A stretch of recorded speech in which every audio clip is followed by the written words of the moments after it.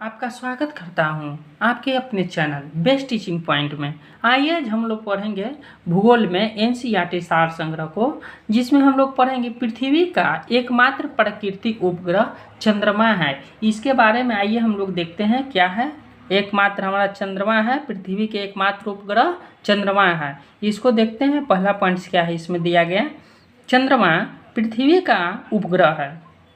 यह अपने अक्ष पर एक बार चक्कर लगाने में कितना समय लेता है, तो 27 दिन 7 घंटा का समय लगाता है।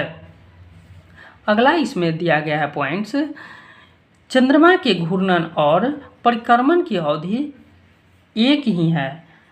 चंद्रमा के घूर्णन और परिक्रमा की अवधि एक ही है, 27 दिन 7 घंटे। चंद्रमा पृथ्वी की किस दिशा की ओर परिक्रमा करती है, तो पश्चिम से पूरब की ओर परिक्रमा करती है। आगे पॉइंट्स को देखते हैं। चंद्रमा का केवल आधा भाग ही सदैव पृथ्वी की ओर रहता है। क्या चंद्रमा का दूसरा भाग पृथ्वी के सामने आता है? कभी भी पृथ्वी के सामने नहीं आता है। अगला पॉइंट्स देखते हैं। पृथ्वी की परिक्रमा के साथ साथ चंद्रमा की सूर्य सापेक्ष गति भी है। सूर्य सापेक्ष गति के कारण ही चंद्रमा प्रतिदिन कितने मिनट विलंब से उदय होता है, तो 52 मिनट विलंब से उगता है, देर से उगता है। पृथ्वी की परिक्रमा गति के विपरीत चंद्रमा सूर्य की ओर किस दिशा में चलता है, जिससे यह पृथ्वी की परिक्रमा में 2.5 दिन पीछे रह जाता है, तो पूर्व दिशा में। अगले पॉइंट्स देखते हैं। पृथ्वी पर चंद्रमा का संपूर्ण प्रकाशित भाग महीने में केवल एक बार अर्थात पूर्णिमा को दिखाई देता है। इसी प्रकार माह में एक दिन चंद्रमा का संपूर्ण अप्रकाशित भाग पृथ्वी के सामने होता है, तब चंद्रमा दिखाई नहीं देता है। इस दिन को क्या कहा जाता है, तो अमावस्या कहा जाता है। क्या कहा जाता है? अमावस्या कहा जाता है। अमावस्या को अमावस्या कहा जाता है। क्या कहा जाता है? अमावस्या कहा जाता है। अगला पॉइंट देखते हैं। अमावस्या से पूर्णिमा तक चंद्रमा का दिखाई देने वाला प्रकाशित भाग प्रतिदिन बढ़ता जाता है। इसके विपरीत पूर्णिमा से अमावस्या तक यह धीरे धीरे घटता जाता है।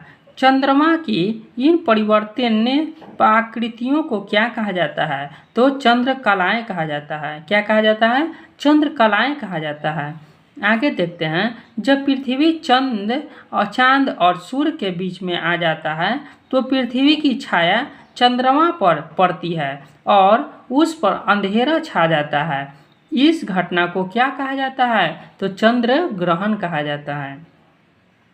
चंद्र ग्रहण हमेशा पूर्णिमा को होता है। क्या प्रत्येक पूर्णिमा को चंद्र ग्रहण होता है? नहीं होता है। नोट, चंद्र ग्रहण उसी पूर्णिमा का होता है जब चंद्रमा पृथ्वी के रुक्षतल तल में होता है।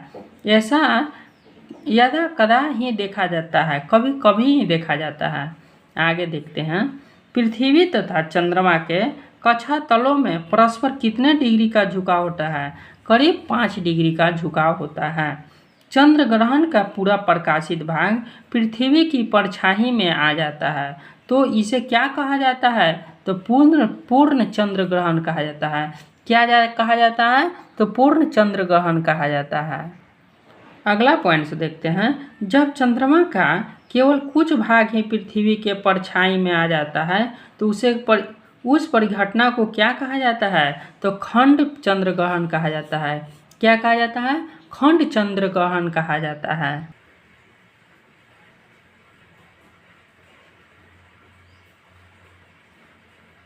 अगला पॉइंट से देखते हैं। अमावस्या के दिन सूर्य ग्रहण कब होता है? जब चंद्रमा पृथ्वी और सूर्य के बीच में आ जाता है, तो सूर्य ग्रहण होता है। नोट, चंद्रमा के बीच में आ जाने के कारण उसकी परछाई पृथ्वी पर पड़ती है और जहाँ जहाँ परछाई पड़ती है वहाँ से सूर्य नहीं दिखाई देता है। आगे देखते हैं। सूर्य ग्रहण को खंड सूर्य ग्रहण तब कहा जाता है जब सूर्य का आंशिक भाग दिखाई नहीं देता है। जब चंद्रमा सूर्य को पूरा ढक लेता है, तो इसे सूर्य ग्रहण को क्या कहा जाता है, तो पूर्ण सूर्य ग्रहण कहा जाता है। आगे देखते हैं ब्लड मून। ब्लड मून शब्द का उपयोग किसके लिए किया जाता है? तो चंद्र ग्रहण के लिए किया जाता है। उन सागरीय तरंगों को क्या कहा जाता है जो चंद्रमा और सूर्य के पृथ्वी पर गुरुत्वाकर्षण बल द्वारा खिंचाव के कारण उत्पन्न होता है? उसे ज्वार भाटा कहा जाता है। क्या कहा जाता है? ज्वार भाटा कहा जाता है। आगे देखते हैं चंद्रमा सूर्य से 2.6 लाख गुना छोटा है, लेकिन सूर्य की तुलना में 380 गुना पृथ्वी के अधिक समीप है। फलतः चंद्रमा की ज्वार उत्पन्न करने की क्षमता सूर्य की तुलना में कितना गुना अधिक है? तो मात्र 2.17 गुना अधिक है। 2.17 गुना अधिक है। आगे देखते हैं पृथ्वी की सतह अपने केंद्र की तुलना में चंद्रमा से लगभग 6400 किलोमीटर समीप है। इसलिए पृथ्वी का जो भाग चंद्रमा के सामने होता है उसका आकर्षण अधिक होता है और ठीक उसके दूसरी ओर का आकर्षण न्यूनतम होता है। इस आकर्षण के प्रभाव के कारण चंद्रमा के सामने स्थित जलमंडल का जल ऊपर उठ जाता है, जिसके फलस्वरूप कौन सी भौगोलिक परिघटनाएं होती है? तो उसे ज्वार कहा जाता है।